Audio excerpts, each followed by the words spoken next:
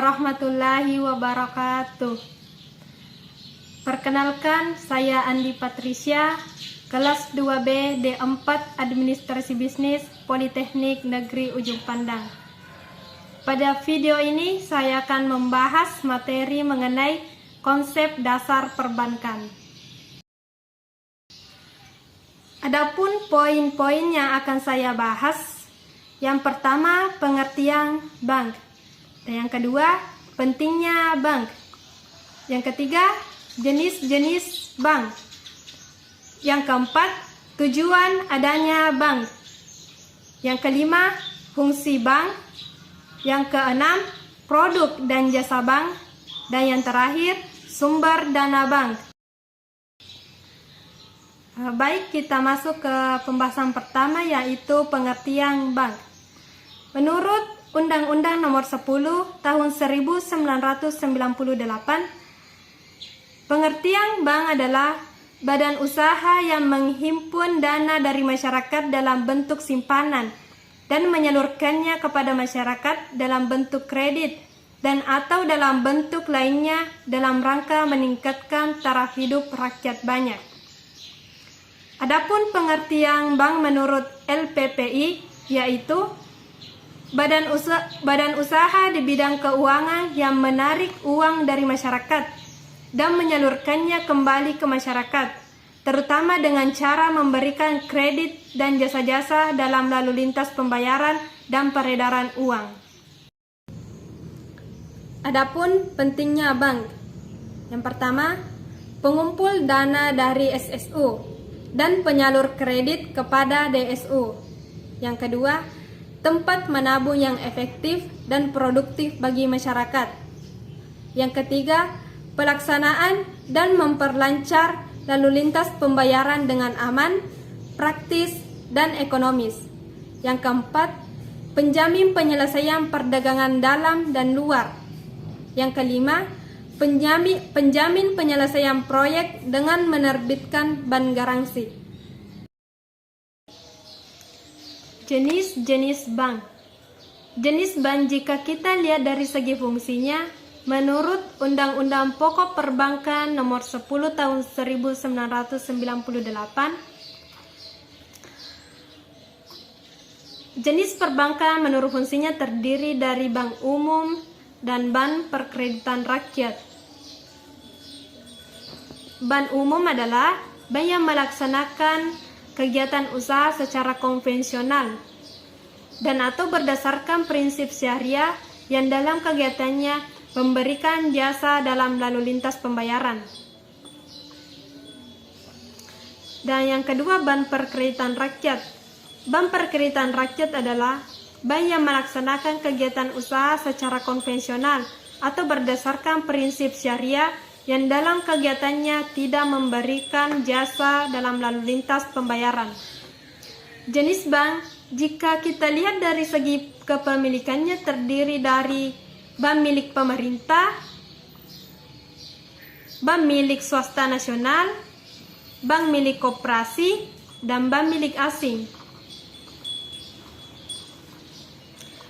Bank milik pemerintah adalah akta maupun modalnya dimiliki oleh pemerintah, sehingga seluruh keuntungan bank ini dimiliki oleh pemerintah pula. Contohnya, Bank Negara Indonesia, Bank Rakyat Indonesia, dan Bank Tabungan Negara. Bank milik swasta nasional. Bank jenis ini seluruh atau sebagian besarnya dimiliki oleh swasta nasional, serta akta pendiriannya pun didirikan oleh swasta. Begitu pula pembagian keuntungannya untuk keuntungan swasta pula.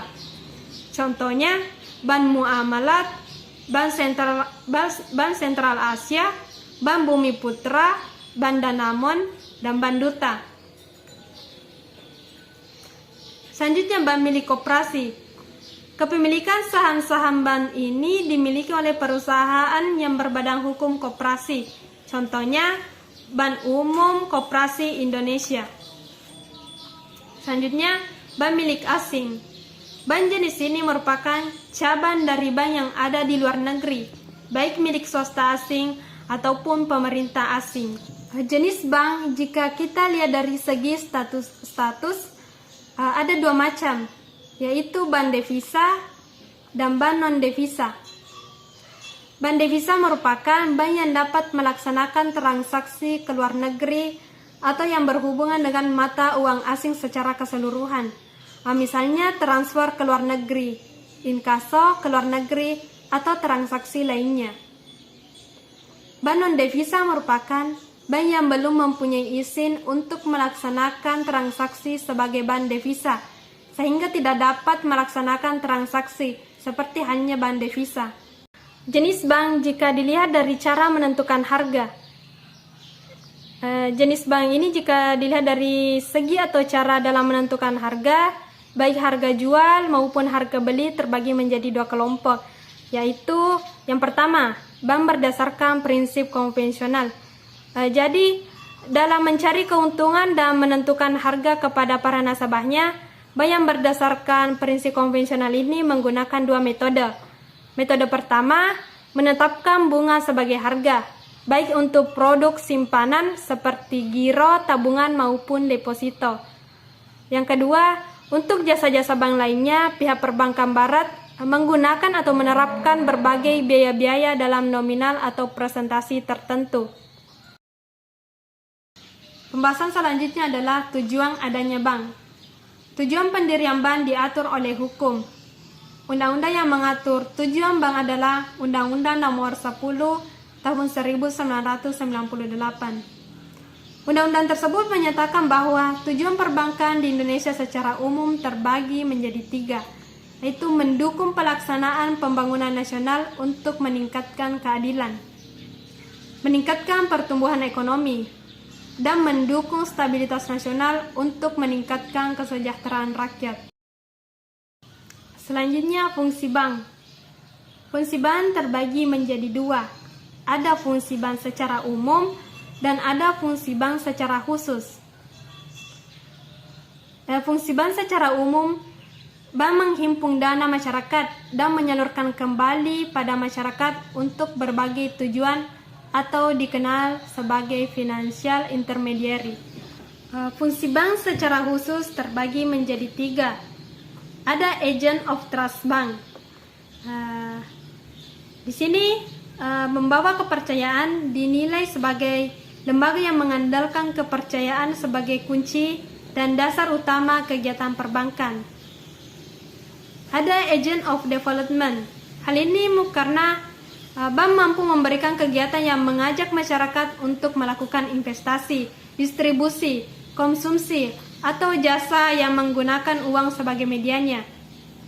Ada agent of service bank, yaitu menawarkan berbagai jasa keuangan seperti jasa penyimpanan dana, pemberian pinjaman, dan lainnya. Produk dan jasa bank. Jadi semua bank memiliki produk yang sama.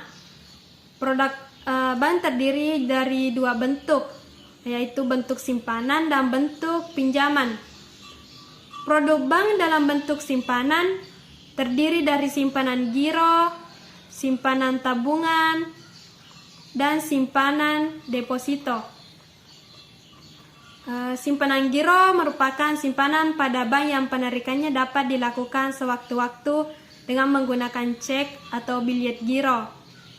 Simpanan tabungan merupakan simpanan pada bank yang penarikannya sesuai dengan persyaratan yang ditetapkan oleh bank. Dan simpanan deposito merupakan simpanan yang memiliki jangka waktu tertentu atau jatuh tempo. Produk bank dalam bentuk pinjaman. Ada kredit investasi, yaitu kredit yang diberikan kepada pengusaha untuk melakukan investasi atau penanaman modal.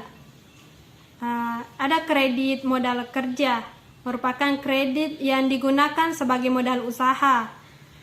Kredit perdagangan, yaitu kredit yang diberikan kepada para pedagang dalam rangka memperlancar atau memperluas atau memperbesar kegiatan perdagangannya. Kredit produktif, yaitu kredit yang diberikan yang dapat berupa investasi, modal kerja, atau perdagangan. Ada kredit konsumtif, kredit yang digunakan untuk keperluan pribadi, misalnya keperluan konsumsi, baik pangan, sandang, maupun papan. Selain produk, bank juga memberikan jasa yang ditawarkan kepada para nasabah, antara lain kiriman uang, yaitu jasa pengiriman yang lewat bank.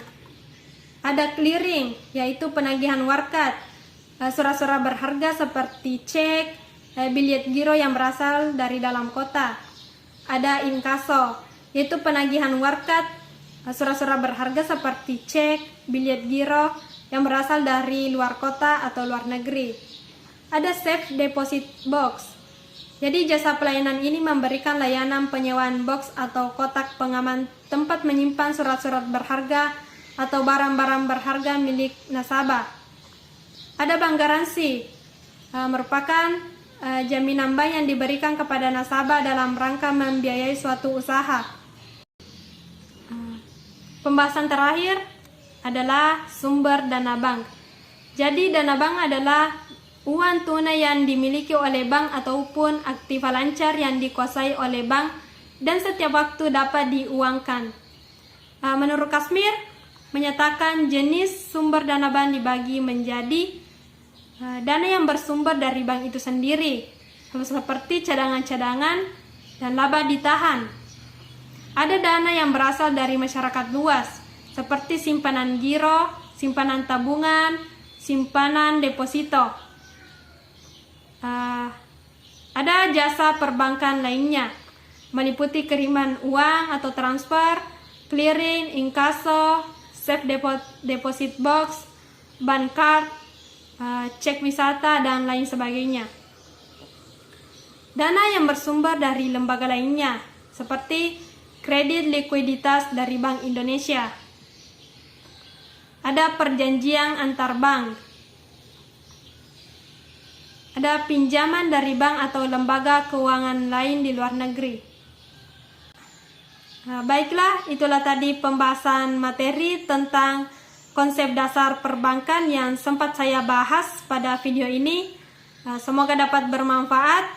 Sekian, Assalamualaikum warahmatullahi wabarakatuh.